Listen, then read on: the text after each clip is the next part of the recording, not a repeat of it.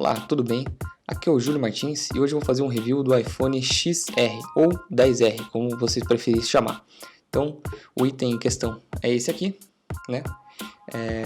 Eu vou fazer um review falando sobre a versão 128 GB e espero que você goste, espero que você tire todas as suas dúvidas. Então, vamos para o review. O primeiro aspecto que eu queria falar sobre este telefone é justamente a parte de vídeo. Para quem não sabe, o iPhone XR ele grava em 4K, 60 quadros por segundo, e esse celular ele tem uma definição muito boa. Inclusive alguns vídeos noturnos que eu já fiz também, a resolução dele é excelente. O modelo que eu tenho é o de 128 GB, que é extremamente útil nessa questão, porque os vídeos em 4K são muito pesados, então você precisa realmente ter muito mais memória para poder armazenar isso daí. Além disso, eu uso também mais 200 GB no iCloud, se eu não me engano, porque eu gravo muita coisa, inclusive áudio, inclusive também para trabalhos de documentos e outras coisas assim, que no nosso dia a dia acaba se tornando útil pra caramba. Então, para quem tem iPhone já sabe como funciona o iCloud. Para quem não tem, depois quem sabe fazer um vídeo explicando um pouquinho mais como funciona, tá? Então, voltando para o celular, ele tem uma tela Retina HD. Também teve bastante gente que reclamou no começo, quando saiu e tal, porque que não era uma tela OLED, uma tela com uma definição maior. Mas com um ano de uso que eu já estou com esse telefone, eu não tenho do que reclamar da tela. A resolução dele para mim é excelente, reproduz em 60 Hz, se eu não me engano, e você vê assim, você consegue assistir conteúdos no YouTube em resolução máxima e não faz diferença. O que muda em relação da tela dele para um outro, por exemplo, um iPhone 11, para um iPhone 10 Max, é a questão do preto, né? Você vê que o preto na tela deste aqui, ele é muito mais, como que eu posso dizer, ele mais puxado para o cinza. Deixa eu ver se eu acho algum aplicativo aqui que tenha o preto como base, por exemplo.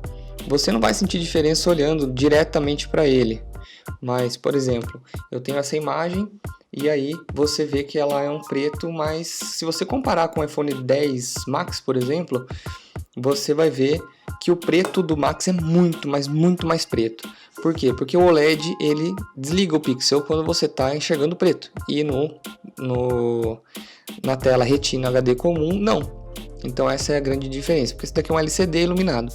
Então muita gente achou ruim essa questão da tela ser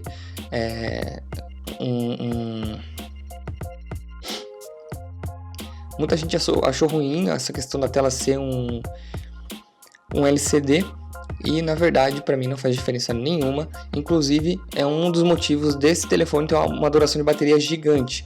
Então, um ano que eu tenho de uso dele e a bateria ainda chega a durar o dia inteiro tranquilamente. Eu uso muito para vídeo, então quando eu vou gravar, por exemplo, dependendo do tanto de gravação que eu for fazer, já não dá certo, né? A bateria já não vai durar o dia inteiro, mas vai durar aí meio-dia, tranquilo, coisa que outros iPhones que eu já tive não tinham essa duração de bateria. Então, se você quer um telefone que dure muito a bateria, esse aqui, cara, é o melhor custo-benefício, porque hoje você já consegue comprar ele usado a preços muito mais acessíveis. Obviamente que você precisa pesquisar antes qual que tá o estado de conservação dele, né, antes de comprar usado, mas hoje já é um celular que compensa muito você comprar ele de segunda mão, justamente porque quem comprou ele logo no lançamento vendeu com mais ou menos um ano de uso ou menos, né, e já migrou para o 11 ou pro 10 Max, ou sei lá, para qualquer outro modelo, pro 11 Pro e assim por diante.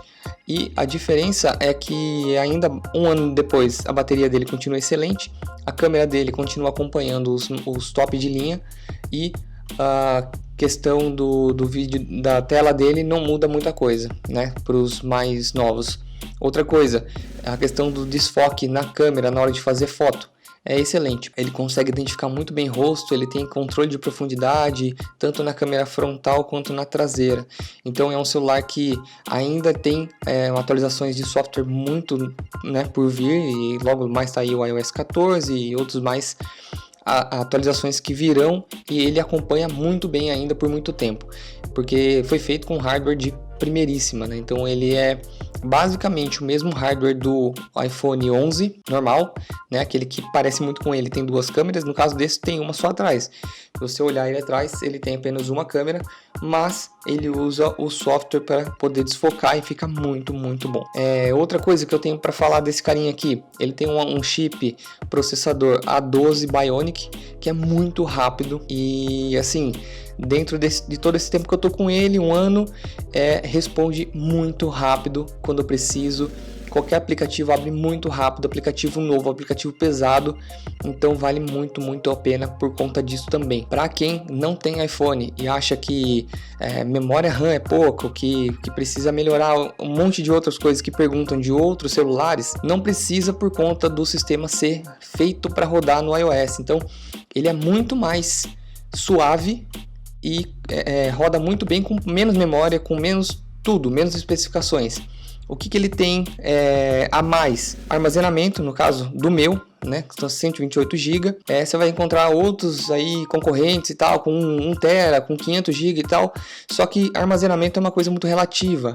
Não é expansível, mas você consegue contratar nuvem, por exemplo.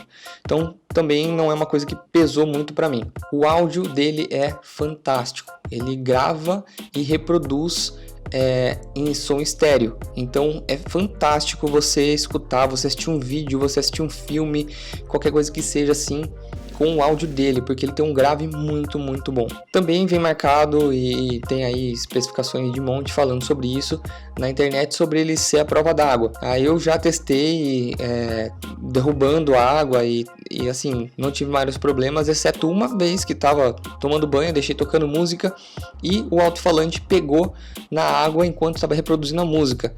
E aí aconteceu de ficar com um som esquisito por uns dias e eu ter que fazer aquelas execução de áudio do YouTube para limpeza, né? Quando entra água e tal, você faz aquele que ele vai e sobe a frequência, depois baixa a frequência. E eu precisei fazer essa limpeza de áudio, vamos dizer assim, mas depois voltou e nunca mais teve problema.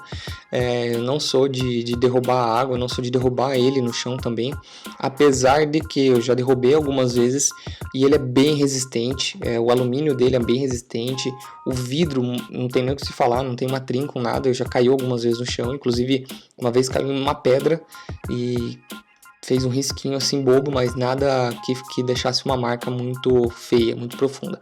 Então, se a pergunta no começo do vídeo é se ainda valia a pena usar e comprar um iPhone desse XR 1 ano e meio, quase 2 anos depois do seu lançamento, na minha opinião, a resposta é que sim, que ele me atende muito, muito bem. E é um celular, assim, que eu pretendo ter pelos próximos 2 anos, pelo menos, porque realmente ainda me atende com excelência. Trocar por um iPhone 11, algumas pessoas já me perguntaram se eu trocaria ele por um iPhone 11. A resposta é não, porque as duas únicas coisas que mudam dele para o 11 são a questão do 11 ter 2 câmeras e a questão do chip A13.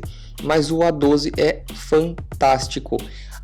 Outra coisa também que eu lembrei, o Face ID, cara, é um absurdo, é muito rápido, ele consegue desbloquear a tela de diversas posições e eu programei o meu para só desbloquear quando eu estiver olhando para ele. Então, às vezes, eu não estou olhando para ele, mas ele está numa posição que está mirando e pegando meu rosto.